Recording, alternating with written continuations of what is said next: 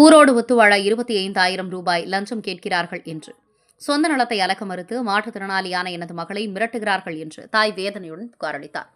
திருப்பத்தூர் மாவட்டம் கந்தளி அடுத்த தோக்கியம் அருகே குண்டலமலையூர் கிராமத்தில் வசிப்பவர் மரியசோனா.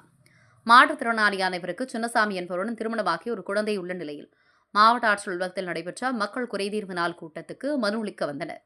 அப்போது அவருடைய தாய் கூறுகையில் அதே பகுதியை சேர்ந்த ஊர்கவுண்டர் என்று தங்களை அழைத்துக் கொண்ட மரியசோனா மற்றும் சின்னசாமிக்கு சொந்தமான நிலத்தை அளக்க விடாமல் தொடர்ந்து பல வருடங்களாக தடை செய்வது மட்டுமின்றி மிரட்டுகிறார்கள் என்றும் அரசு அளந்து கொடுப்பதை நாங்கள் ஏற்றுக்கொள்ள மாட்டோம், நாங்கள் தான் அளந்து கொடுப்போம் என்று கூறி ஊரோடு சேர்ந்து வாழ வேண்டும் என்றால் 25,000 ரூபாய் ஊருக்கு செலுத்த வேண்டும் என்றும் பணத்தை கேட்டு எங்களை தொந்தரவு செய்கிறார்கள். இது சம்பந்தமாக பலமுறை கந்தளி காவல் நிலையத்திற்கும் மாவட்ட ஆட்சியர் அலுவலகத்திற்கும் புகார் மனுக்களை கொடுத்தாலும் அதை வாங்கியவர்கள் குப்பையில் போடுகிறார்களா அல்லது வேறு ஏதாவது செய்ய நினைக்கிறார்களா என்று தெரியவில்லை. எனவே மாற்றுத்திறனாளியான என்னுடைய மகளுக்கு தமிழகம் முழுவதும் உள்ள மாற்றுத்திறனாளி பெண்கள் குரல் கொடுக்க வேண்டும் என்று வேதனையோடு மரியசோனாவின் தாயார் கூறியது பெரும் சலசலப்பை ஏற்படுத்தியுள்ளது. அது மட்டும் தமிழ்நாட்டுக்கு எல்லா மாற்றுத்திறனாளி பொண்ணுங்க அனைத்தும் என் பொண்ணுக்கு நியாயம் வாங்கி கொடுங்க. அடுத்த கூட சொத்துக்கு ஆசைப்படல, என் பொண்ணு பேர் எழுதி கொடுத்த சொத்துக்கு மட்டும் தான் கேட்குறோம். அதுவும் கல்ல பிடிக்க போடுறாங்க. ஏன்னா நாங்கள் 3 பேர் தான் இருக்கோம். அது ஒரு குட்டோரமாக குடும்பம் இருக்கோம். வந்து நைட்டில் தொல்லை பண்ணுறாங்க, பெட்ரோல் ஏற்க பண்ணுறாங்க. ஊர் கவுண்டரை 25,000 கொடுத்தாதான் ஊரோட சேவ் பண்ணுறாரு.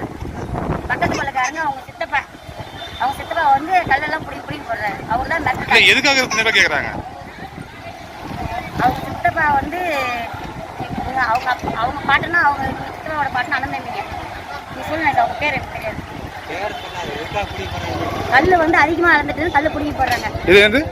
எக்ஸ்ட்ரா வந்துருச்சு எங்களுக்கு இடம், அவங்க இடம் அதனால கல் பிடிக்க போடுறாங்க. அவங்க என்னன்றாங்க, ஊர் அளக்கத்தை மட்டும் தான் ஒத்துக்குவேன், கவர்மெண்ட் அளக்கத்தை ஒத்துக்க மாட்டேன் அப்படின்னு சொல்றாங்க. ஊரார் அளக்கத்தை மட்டும்தான் ஒத்துக்குவாங்களாம், கவர்மெண்ட் அளக்கத்தை தப்பா அளக்குறாங்களாம்.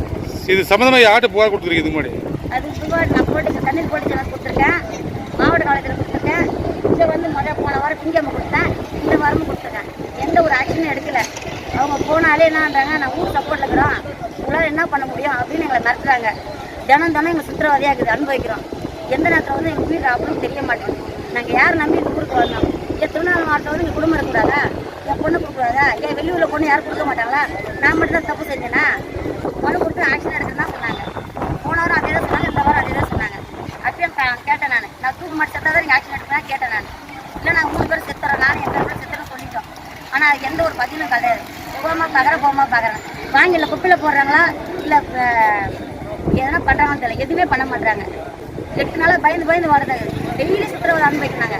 என் பொண்ணு பேச முடியாது, அந்த அளவுக்கு பேச தெரியாது. என் பொண்ணு மாற்றத்தினால இந்த தமிழ்நாட்டில் இருக்கிற அத்தனை பொண்ணுங்களும் சரி, மாற்றத்தினால அத்தனை பொண்ணுங்களும் சரி, என் பொண்ணு குரல் கொடுக்கணும்.